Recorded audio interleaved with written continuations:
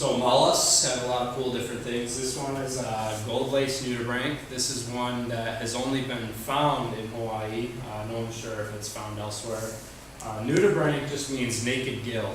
And when you look at it, it's a sea slug. And these feathery protrusions here, here, and here are the gills. This picture was actually taken, I think just over here a little bit, maybe closer to Maumai Beach, but in this area. And then the octopus and other mollusks. So mollusks generally have shells, but these two examples do not have shells. The octopus has a remnant of a shell, being the beak. But these are definitely things that you'll see out here. So next I have just a couple quick videos to show. I might skip the first one here. But does anybody need a bathroom break or go get water or anything like that?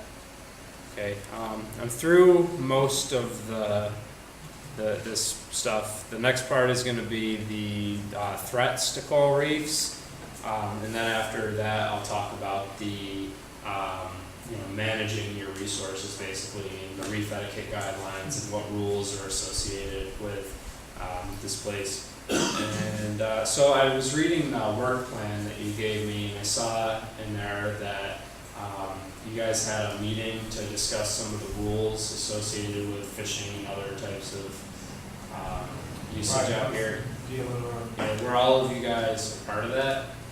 Okay, cool. So so that's good. I can clarify some things there. So yeah, and then and after that, we're powered. There we go. Okay, so the rock mover wrasse is one of the ones that likes to cruise the reef and pick up rocks and throw them to the side and get the stuff underneath. And oftentimes that attracts other visitors. So here I have just a camera on a little weight. I got it sitting on top of a rock.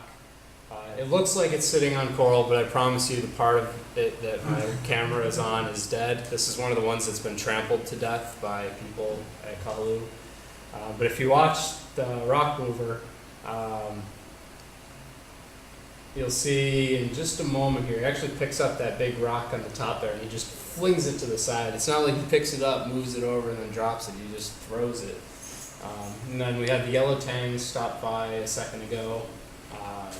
We got a lavender tang right there. He's waiting for one of the rocks that gets flipped over so he can graze whatever's wrong. So this rock, he doesn't like where it landed, and that's a pretty big rock. I mean, that's bigger than softball size. He's gonna pick that up again and move it. So they've got really strong jaws, really strong neck muscles. You notice when he picks it up, his body doesn't move. It's just his head and neck. He just flings it right to the side. This one is a cleaning station. So Kahaluu has tons of cleaning stations. Hononau has tons of cleaning stations, and I'm guessing that you guys have a lot of them out here too, right? So cleaning station is basically this little Hawaiian cleaner wrasse, another endemic fish. This species you can only find in Hawaii. There are other cleaner wrasse species worldwide. But what they do is they set up a little station and the other fish swing by and they lift their fins out and they kind of float mid-water and let the wrasse go in and clean out dead skin, parasites, whatever. The diet of the cleaner wrasse is actually mostly just mucus, but in the process they're picking away a lot of other things.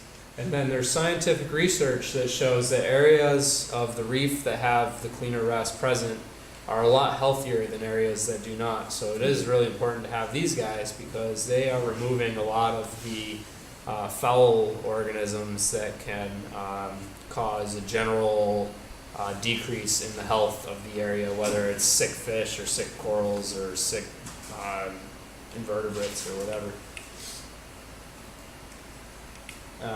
I've seen sometimes up to a dozen fish lined up at the cleaning station to be cleaned, and it kind of shows a little bit of intelligence in fish, that they have enough foresight to know that if they wait for their turn, they'll get this service and get cleaned. it's more than just seeing something and going straight to it. It's I'm actually gonna wait. You know, it's like us. We wait in line at the restaurant for our burger or whatever. And then this is I like to include this video in the training because people really love to come to our beach for turtles. I know you guys have you guys have more turtles than us. Jeez. So I don't know. I'm not going to tell anybody that, but I don't know why people aren't coming to you guys looking for all the turtles. Hold on. There we go. Okay. So the honu, or the green turtle, is also an herbivore. They prefer to eat the algae that are growing in shallow water, oftentimes in tide pools, but they can only feed when they're underwater. They need the water to actually swallow the food.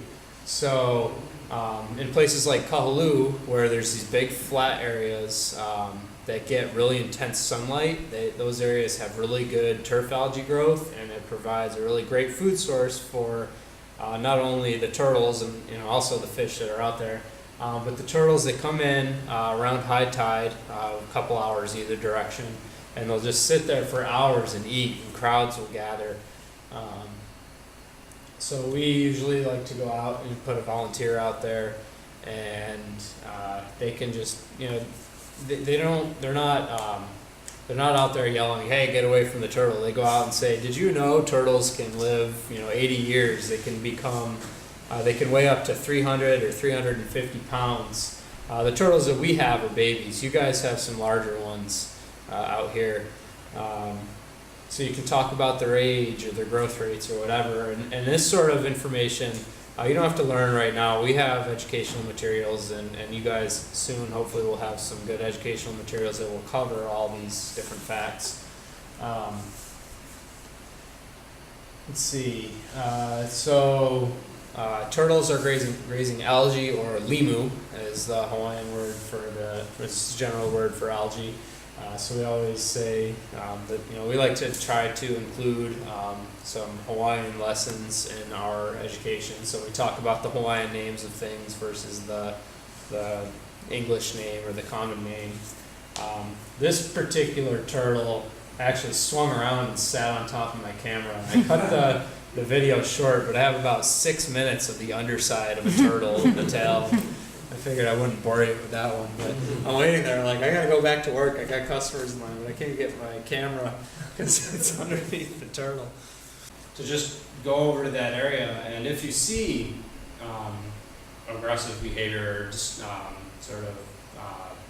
disturbing behavior, like people trying to touch it, sometimes people set their kids on them so they can take pictures. Some people try to turn them to get a better angle.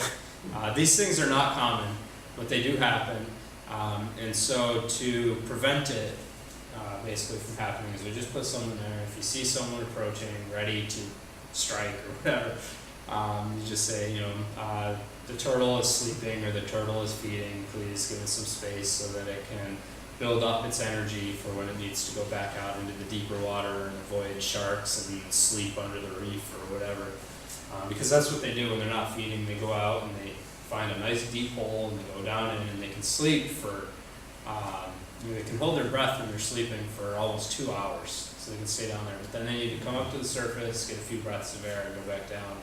And when they do that, they need to be aware of what's around them so they can make it back safely.